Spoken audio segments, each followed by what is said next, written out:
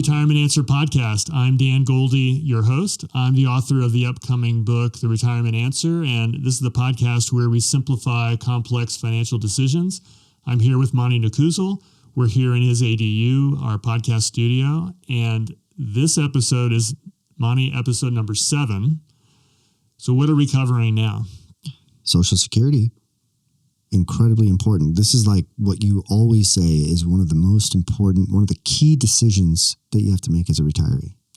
When to take Social Security.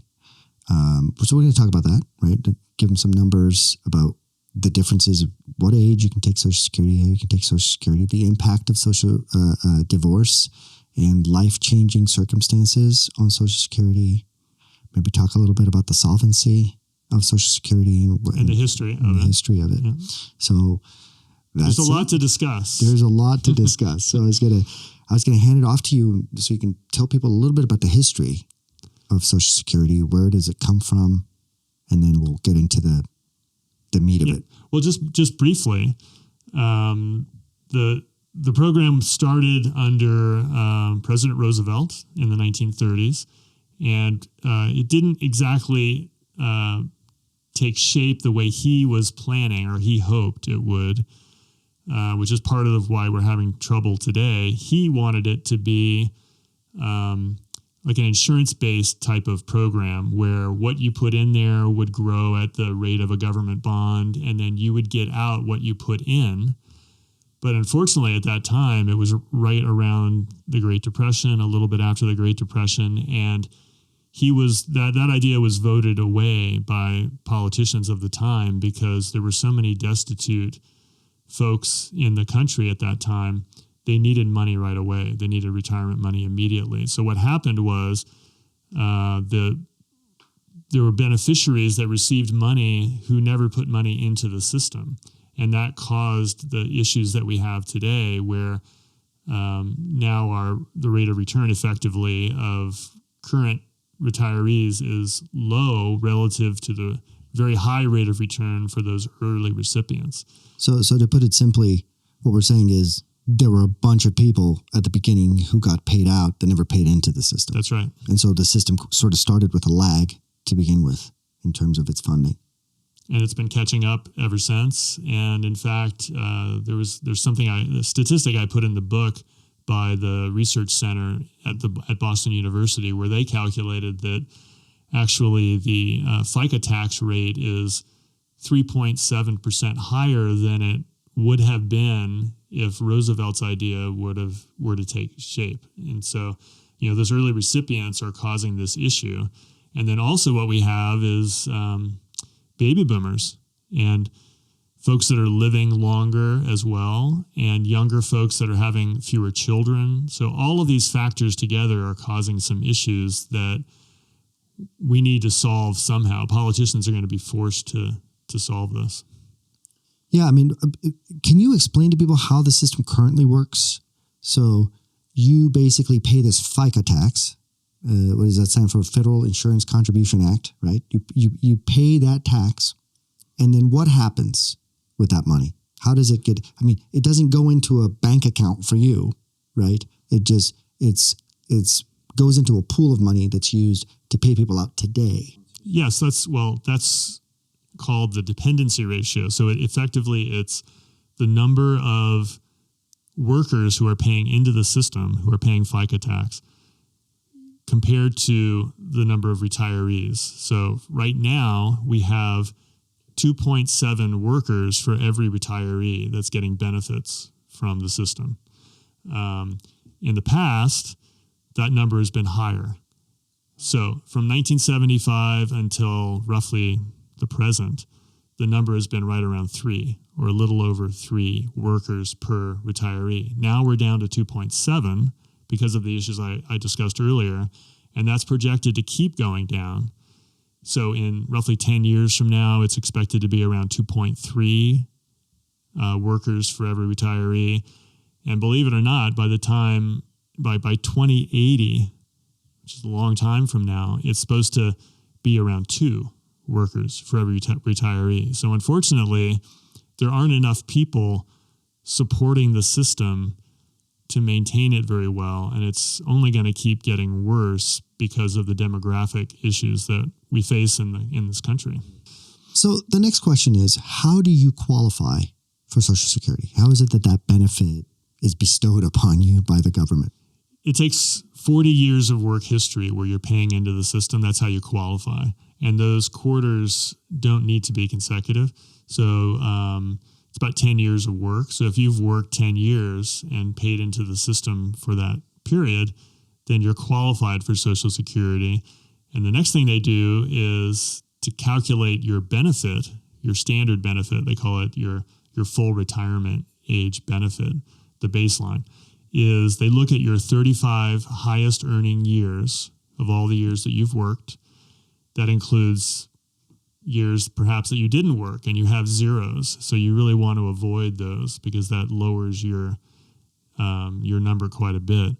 Those 35 highest earning years, that determines your full retirement age baseline benefit.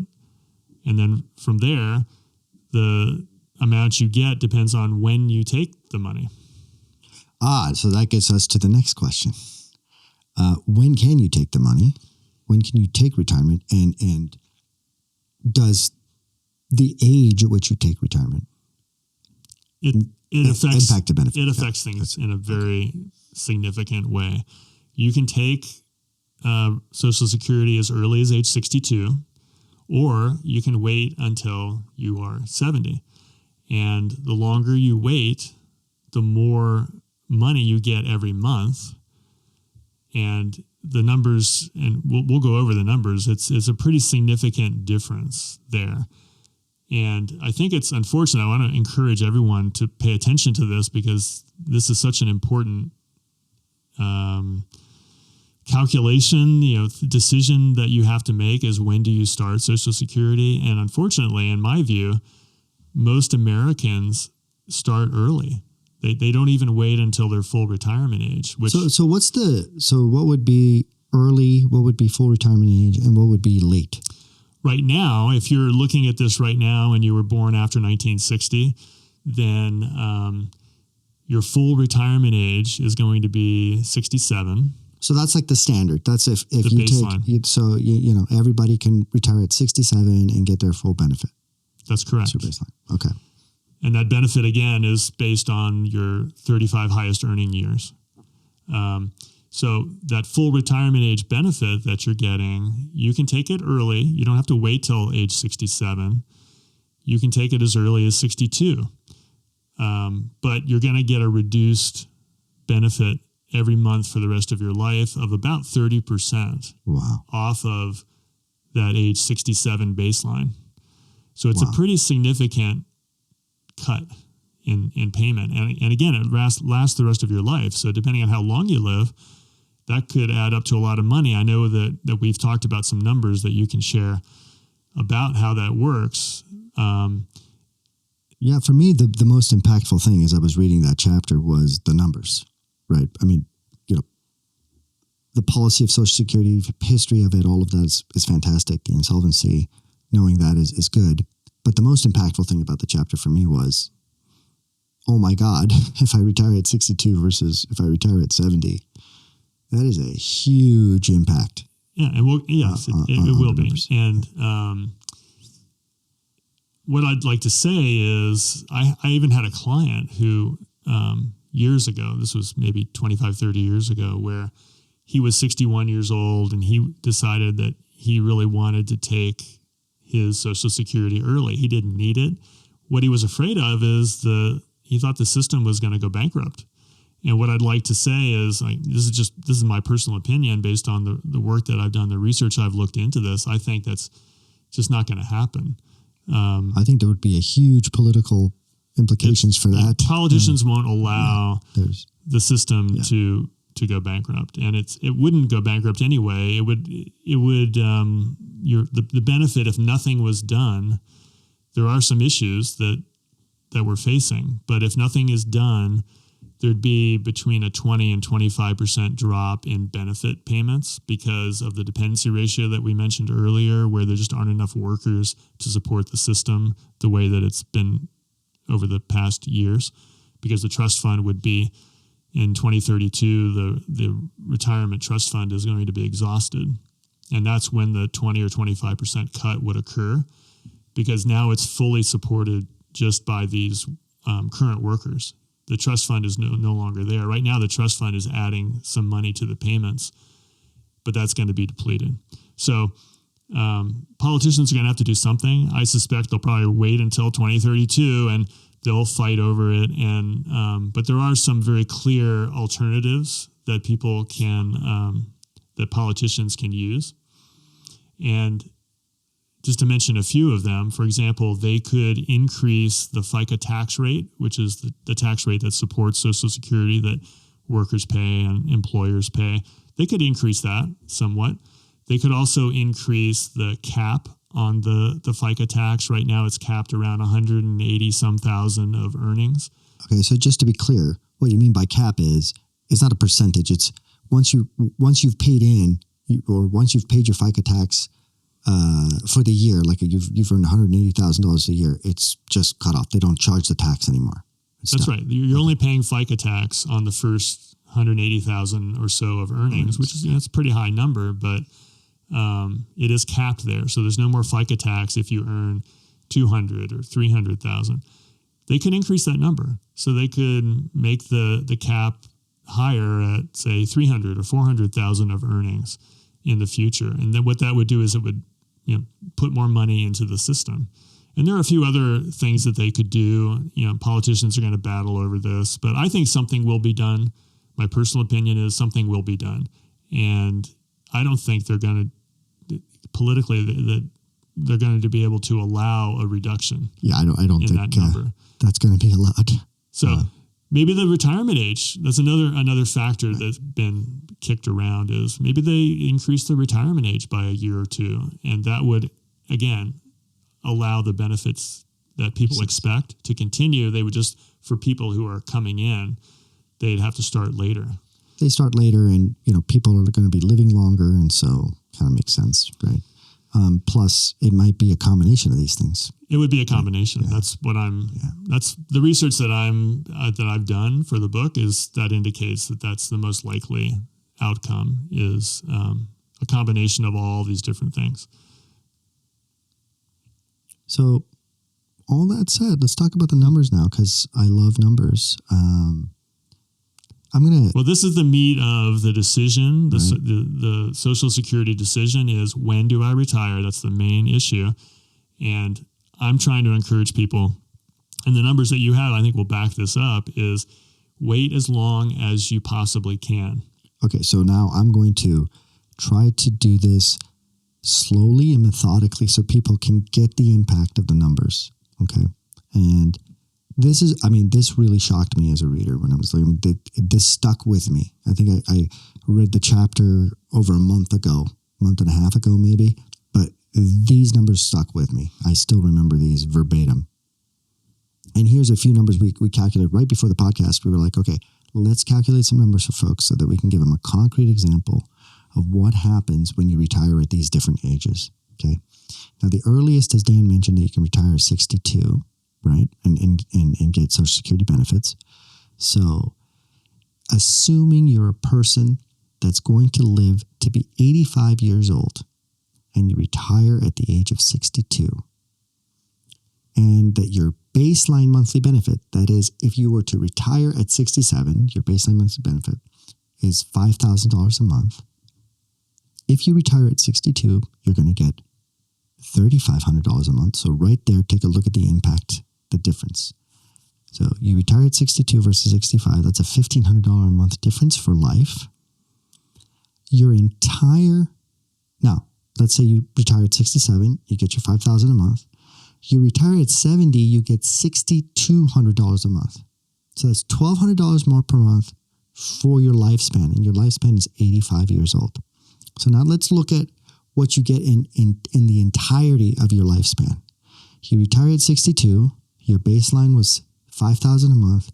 Your total that you're going to get paid out for your lifespan, which is ending at 85, is $966,000. 67, You retire, the total you're going to pay out is $1,080,000.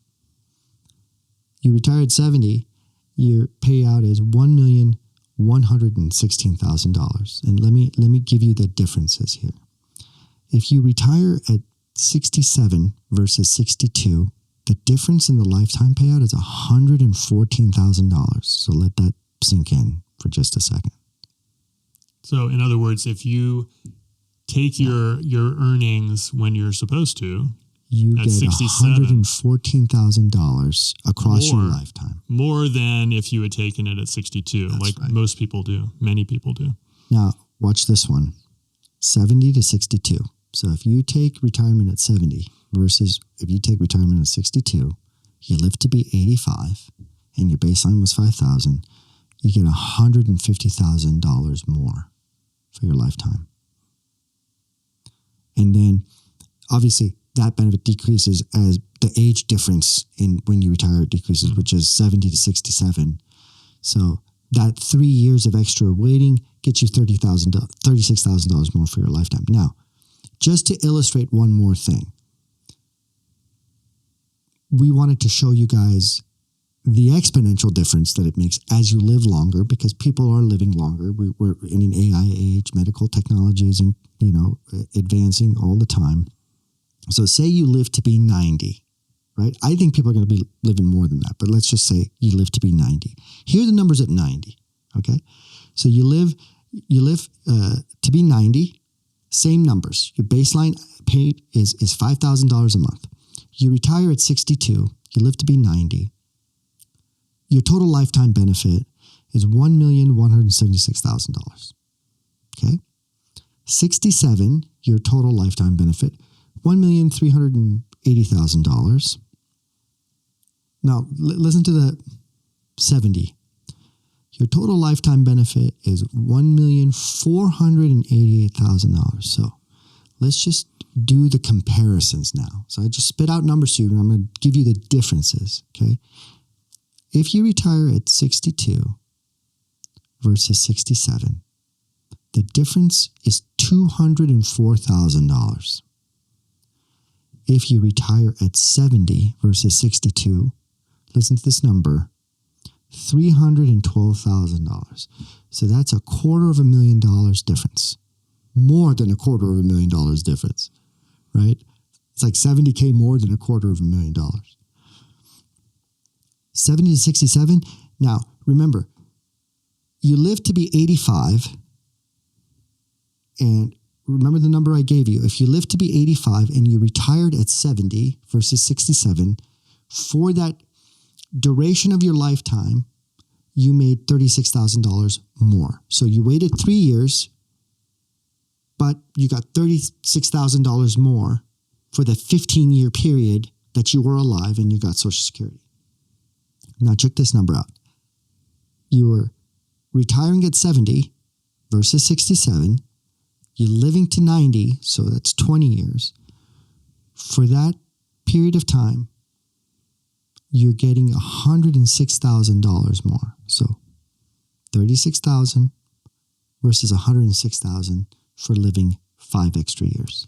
And let's just point out to the viewers who might have this question, well, okay, that's a lot of money, but does it account for the fact that if I take Social Security at 62 as opposed to 70, I've got 8 years there where I'm getting money that if I wait till 70, I'm not going to get. Yes, so because I'm giving you your lifetime. That. I'm giving you your lifetime benefit from the time that you start to take Social Security forward. So not only are the percentages crazy, but you can see how much you're missing out on how much money you're missing out if you take early retirement, right? So unless there's a very good reason for it, unless there's some magic thing you're going to do with this money that's going to be coming in, and you're going to make more somehow than whatever it is that lifetime you're missing out on here, which could be, $300,000+, it makes zero sense, as Dan said, to take early retirement. Yeah, and that's why in the book, the Retirement Answer book, I've tried very hard to emphasize that it really is beneficial. The most of the benefit comes from waiting till age 70. I mean, there's a huge difference there. And can I give them the percentage? Yes. So the book emphasizes this. You wait till age 70. For every year you wait, you get 8% more per year for life. So you wait till you're 70 versus when you're 67, you get 24% more for life.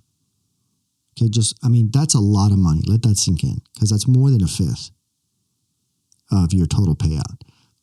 I mean, almost makes no sense to me. Plus, there's inflation. Plus, there's inflation. There's an inflation. That's right. You know, every year that you wait, depending on what inflation was, that is on top of the 8%. That's right. So, I mean, where would you get a guaranteed 8% return? Nowhere.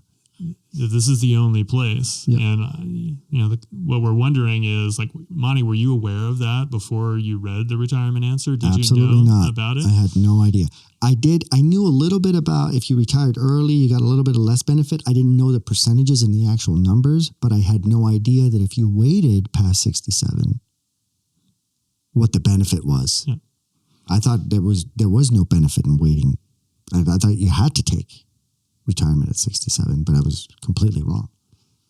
Yeah, well, as it stands now, there's, 3 more years, and that could change, because of all of these issues, the financing issues and solvency issues. Maybe that will change a little bit in the future. But as it stands right now, you want to wait. And we always tell our clients, because our clients are, well off, they've saved a lot, they can afford to wait. I realize there's a lot of people that can't. And, if there's a way, I would just like to encourage anyone watching, if you feel like you can't afford to wait past even age 62, just think about ways to possibly support yourself. Maybe you can have part-time work, if you've lost your job or something. I mean, there are a lot of reasons why people need the money from Social Security early. But if there's any way to work around it, the numbers really work in your favor tremendously. Yeah, I totally agree. I mean, this was an eye-opener for me. And I think it's really important. So if you go back and watch our timing episode, and you watch this at the same time, you now understand that the two things run together, right?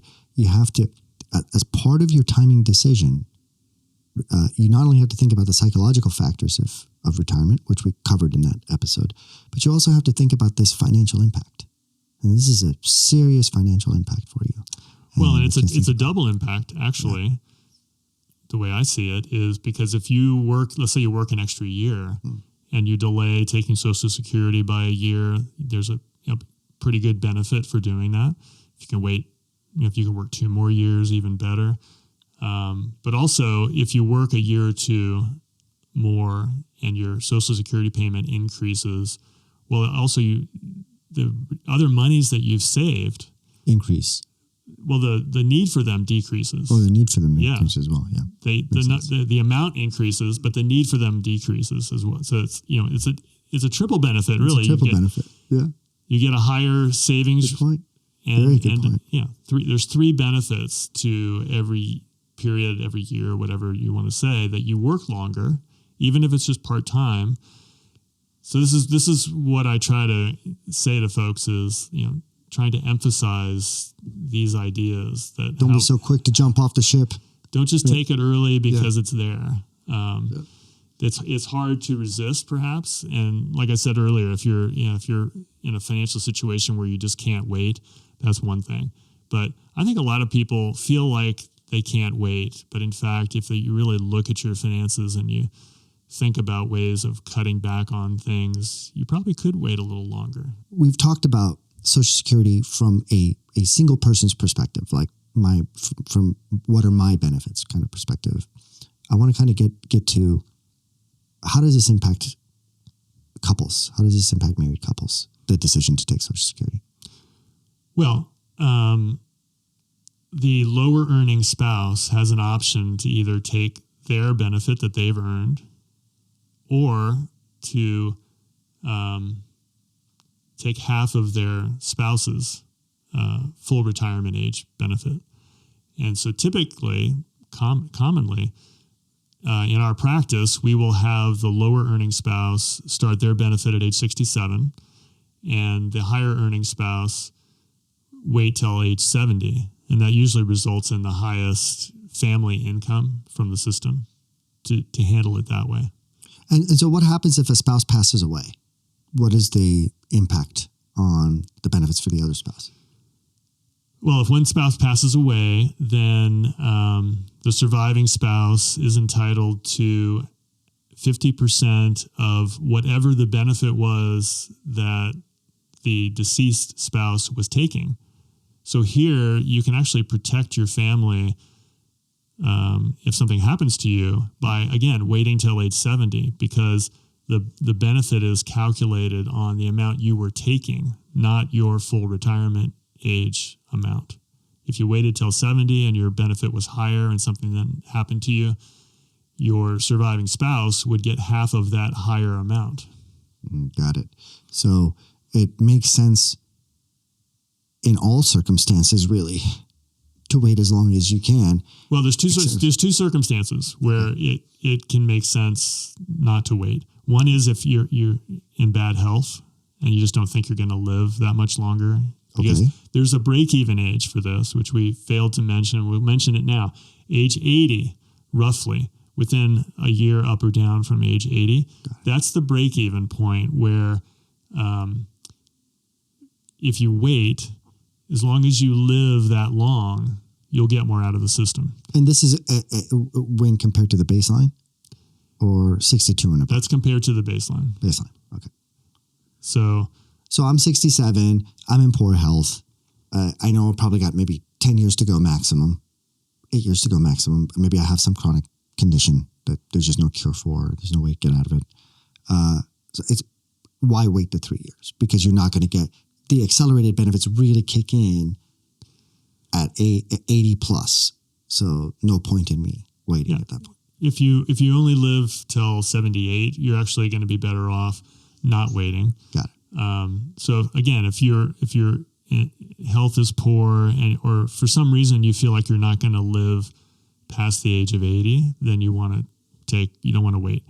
The other thing is, which I've already mentioned, is if you just can't afford to wait. Those are the two main things that I see in terms of folks who shouldn't wait. Everyone else, really, they should wait if they at all possibly can, because of these huge benefit numbers that we've described already. Now, okay, so we talked about the benefits now, with respect to marriage and what you should do. Now, what happens if the marriage falls apart? Well, as long as you've been married for 10 years, you would qualify for your partner, your former partner's benefit. And it doesn't reduce their benefit. You get half of their full retirement age benefit, and they would get half of yours if you were, whichever one is the higher earner can take from the other. So, and it doesn't reduce the other's benefit. And it doesn't reduce the other's benefit. So it's like free alimony. Yeah. Okay, time to sum it up, like we do at the end of every episode for as the audience proxy. So what did we learn in this episode, right? So Dan talked about a little bit of the history of FICA, or Federal Insurance Contribution Act, which is essentially the tax you pay for Social Security. Started as a system in the 1940s or 30s, late 1930s. It's got some issues, right? The trust fund is running out, and Congress is going to have to address this at some point. But we're all confident. Dan's confident it's going to remain running, and they're going to have to address it somehow. Well, and even if they did nothing, right, it would be a pay-as-you-go system, and the benefits would have to come down. Right. I mean, so Social Security is not going away. So irrespective of the problems you read out there will be some solutions. There'll be some public policy change in the next 5-6 years. Congress is going to have to put into place to ensure the stability of Social Security and that benefits keep getting paid. As far as the benefits go themselves, right? You can take retirement at 62 all the way up into 70. The longer you wait, the more you get paid out. And we gave you some of those numbers earlier, and the numbers are significant. Between the age of 67, which is your baseline, that's what your Social Security dollar amount payout is calculated on versus 70, it's a 24% per month for life increase as of now. Social Security is calculated on the 35 highest income earning years that you have. And so, and you have to have 40 quarters of consecutive, what's about 10 years of work consecutive. Doesn't have to be consecutive. Oh, non-consecutive. Mm-hmm. Okay, good. So I'm glad Dan corrected me there. So you need at least 10 years of work to qualify, but it's calculated on the 35 highest income earning years, inflation adjusted, of course. But that means that if you have gaps in that 35 years, that's going to count against you, right? So that denominator is going to be you don't want any zeros. You don't want zeros, right? Anything, even if you need to go work part-time or do something. Right. So it's going to bring down the average of those 35 years. And one more thing that I forgot to mention is go to Social Security online and check and make sure, especially if you were ever a self-employed person, and make sure they've got your earnings history correct. Because it's not that uncommon that they make a mistake, or that I have a mistake in my record, and I've gone for years now trying to fix it, and I just can't get it done. So you have to check and make sure that your earnings record is accurate. If the IRS for some reason didn't give the Social Security Administration the proper figures, which is what they claim happened to me, there's 1 year where I have a zero for my earnings when I know that I had pretty high earnings. Just check it. Make sure when you go on the website and make sure that your 35-year earnings history is accurate. It'll be printed right there on your statement. Well, Monie, this was an important episode, and hope everyone takes away the important lessons. The next episode is going to be one of your favorites. Is going to be a current events episode.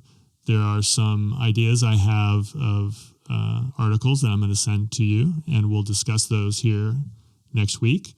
And I'm looking forward to doing that. Thanks, Dan. See you next week.